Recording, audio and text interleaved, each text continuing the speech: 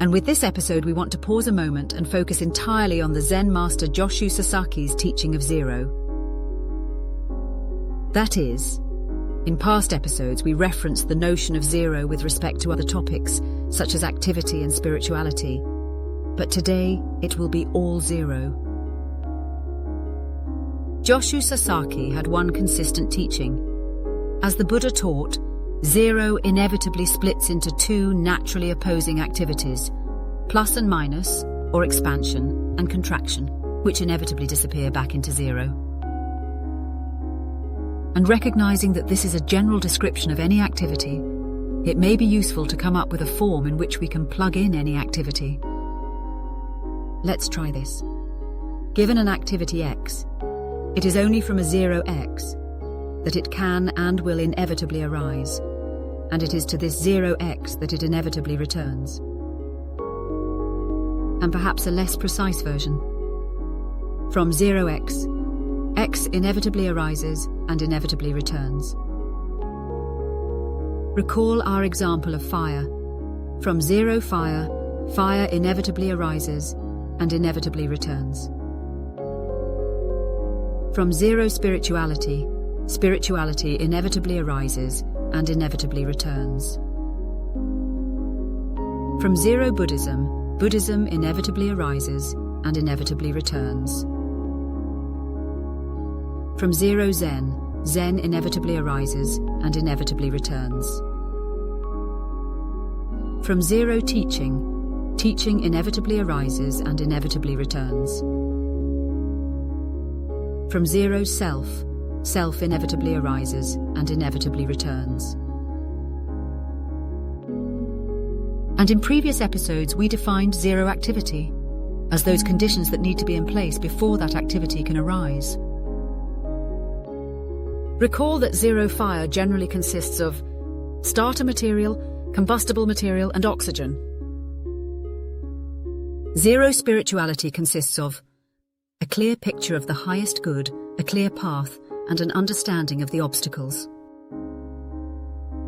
Zero teaching consists of an engaged source of knowledge, a serious quester, an agreement on what will be learned, and a conducive environment.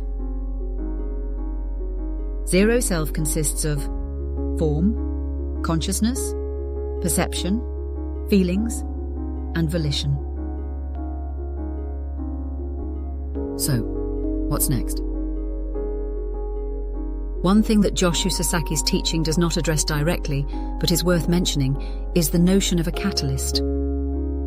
Just the presence of conditions does not guarantee that an activity will arise. We need a trigger. For the fire, there is the match. For spirituality, there is the intention. For teaching, there is a definite signal. For self, there is simple circumstance, potentially anything that could occur in the course of any given day. So what's after the trigger? Zero splits into the plus and minus activities, which inevitably cancel each other, resulting in the return to zero. For fire, there are the activities of combustion and entropy, namely running out of things to burn. For spirituality, there are the activities of I can do this, and I can't do that. For self, there are the activities that proclaim this I am, and this I am not. So, we've got a better handle on this notion of zero as a general description of all activity. Now what? Well, for any given activity, we now have a powerful tool for perhaps better understanding and even troubleshooting it. And all of that can be encapsulated in just a couple of questions. Namely, if we want an activity to arise, what conditions must first be in place? If we want an activity to arise, what triggers will be required? If we are expecting an activity that just isn't manifesting, where should we look? For a given activity, how is the expansion activity manifested? How is the contraction activity manifested?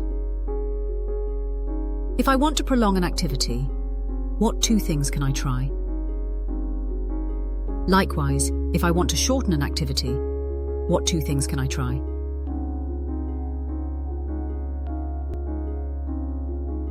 And so, we've reconciled zero. Why it is important, not as some abstract idea, but as a universal tool in truly understanding all activity. The question for next episode: what is the activity of Buddhism?